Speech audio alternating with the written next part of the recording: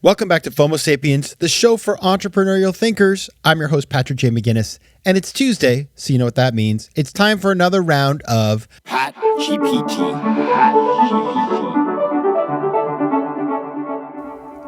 This is the show where I do exactly what ChatGPT does. I give you information that will help you in your work, but unlike ChatGPT, I'm not going to make things up. Our topic today is 5 funding options for your business idea. All right, let's go. Start generating. So here's the thing. Good news, bad news. Good news is, compared with a long time ago, it is much easier to fund your business than ever before. There's a lot of money out there vis-a-vis 20 years ago, whether you're doing something that requires venture capital, bank funding. There's just more, right? There's more firms, there's more banks, there's more online, there's more alternative. At the same time, the other happy news, which is great news, is that the cost of starting a new business has declined meaningfully over the past 20 years. So there's a stat I love, which is like the cost of putting up a website in the year 1999, 2000. It cost hundreds of thousands of dollars. Now it's free, basically. The cost of storage, a gigabyte of storage, back then, $8,000. Now the cloud, it's pretty much free. So on the happy side of things, it's just cheap.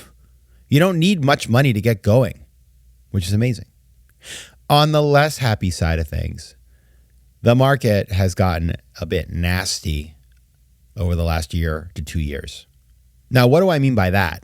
Well, we had this boom in funding that was fed by very low interest rates and a VC boom, where basically you could raise a round of capital or get a loan for a ham sandwich.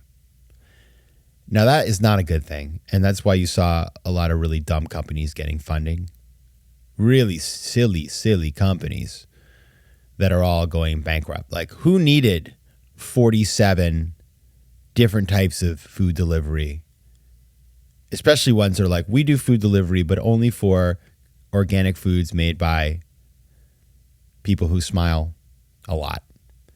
Or travel companies that got so niche. Like, who needs uber niche stuff like that?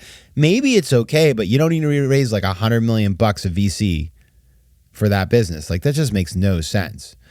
Who needs NFTs? I mean, that's classical. Boy, I mean, maybe there's some ideas in there, but all that NFT stuff, that VC fed money, it just was sloshing around and people were acting crazy. Well, that's done.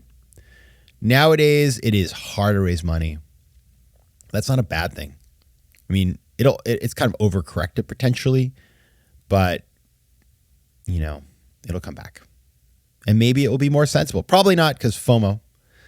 But if you want to raise money right now, you just cannot count on the silliness. You got to be a little bit more prepared to work it. Now, there are exceptions, of course. If you are raising money for a company in AI or climate, you could just say it's a ham sandwich made out of AI and climate, and you will raise money again, not without too much trouble.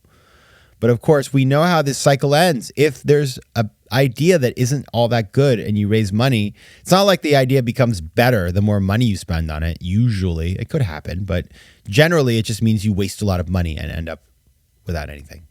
So anyway, that's my tough love for everybody raising capital. But what I want to talk about today, and we'll do this after the break, is, you know, assuming where we are right now, like, what is the right way to raise money? Where should you look for capital? So we'll talk about that right after the break. FOMO. All right, today we're talking about 5 funding options for your business idea. Let's start with the one that all of us can do without having to call anybody in some form or another, and that is bootstrapping, self-funding your business, pulling yourself up by the bootstraps. Now, this is not for everybody and every stage. If you have a capital-intensive business, if you have to build machinery, for example, tough, unless you have a lot of money sitting around. Also, if you don't have tons of cash to invest, it's tough. However, given all of that, I still want to say that at the very earliest stages of a business, bootstrapping can be powerful. You're working with limited amounts of money, usually, people aren't willing to self-fund a ton of cash. And you're just trying to figure out, like, does this idea make sense? The research. We talked about this last week in terms of how to get your entrepreneurial journey started. A lot of those early stages are things that don't cost a lot of money.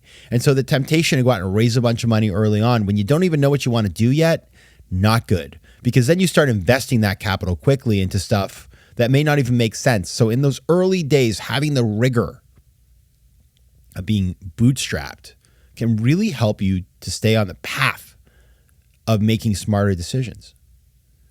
Now, another thing to consider, however, and this is really important. This is an interesting, I would say most people, like most founders I know, if they could just be bootstrapped, they would do that because you don't have investors who are kind of like having a boss on your shoulder. That being said, having external investors, while they can be a pain in the neck, does show that you've managed to put together a decent pitch and that somebody believes in what you're doing and that you have a cogent idea. So even if you're bootstrapping, you can synthesize that kind of thing by getting feedback. I would encourage people who are bootstrapping to still go and talk to potential investors just to get feedback and learn. Having people tell you have a bad idea doesn't feel good. Very good learning. They might be wrong, and you can say to yourself, that person has no clue, but the feedback is valuable. So bootstrapping should not enable you to ignore the rigors of the market. That's really important. Now, once you get beyond that, the next stage beyond bootstrapping is angel investors. Now, what are angel investors? We've talked about this a bunch over the years, but I will recap for you. It's individuals who write smallish checks into early stage businesses, startups, new businesses. And angel investors, they write anywhere from a couple $1,000 up to, hundreds of thousands of dollars. And they are folks who should be willing to take a risk. They get it. If you have an angel investor who's never done this before and doesn't understand that their money might go up in smoke, that's really tough. You probably don't want to work with them. If you're dealing with family or friends who've never done this before, you may take their capital. A lot of people do, but you want to explain to them the dynamics. But angels are people who are accustomed to investing at the earliest stages of a business when it's high risk. And they are, there's some angel investors who are super experienced. A lot of times people who have had success in business or have run businesses, they will invest into new businesses in those areas where they have expertise. You can give them extra shares to get involved, to be an advisor and stuff like that. Angel investors can be great. The thing about angel investors is that you typically can't go back to them a gazillion times. Like they give you some money, and then unless you really do well, they're not going to come back and say, oh, you know what, I'm going to give you more and more and more. This is not what they do. They spread their bets. They make smallish investments, and they're not looking to keep investing in the same companies unless, of course, those companies really perform. And even then, they may not. So angel investors is like a stage. You can't live there forever. Now, sometimes, of course, people raise an angel round and they don't ever need to raise more, but that depends on the business model and the cash flow dynamics and stuff like that. But angel investors can be an important bridge into other types of financing, whether it's bank funding or venture capital or other things. So they are great. And I think the most important thing is audition angel investors just like you would hire an employee. You want to make sure there's a fit there. Number 3, venture capital. We'll talk about this in much more detail later in this series because venture capital has this sheen of like, ooh, VCs are so smart and wonderful.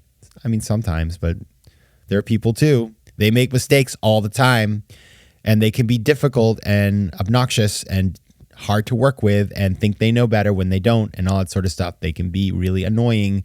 So please don't glorify or romanticize VCs. Don't do it, because you will end up being quite disappointed. Quite disappointed. And the thing about VC, and this is the most important thing that you keep in mind, it's not for every business.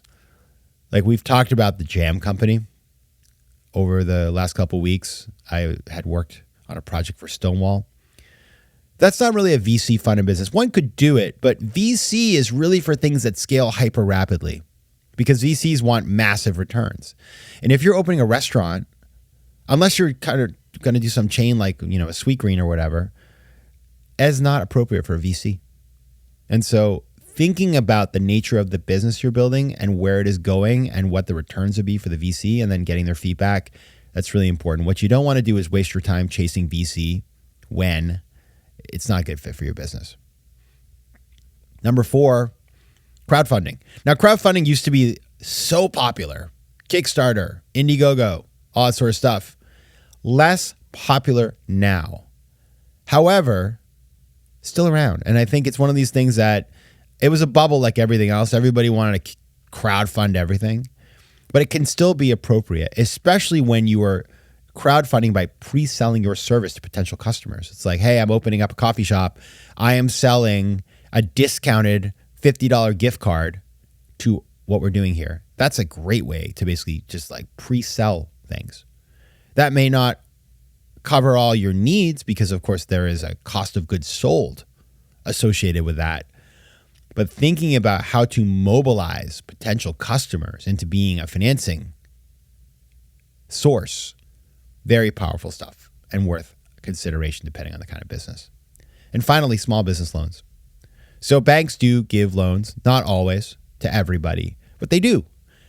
And so going and talking to your local bank and understanding what they can offer is way better than putting everything on your credit cards. Way better, because it's credit cards. Ouch, it's expensive. And of course, loans are more expensive than they used to be, for sure.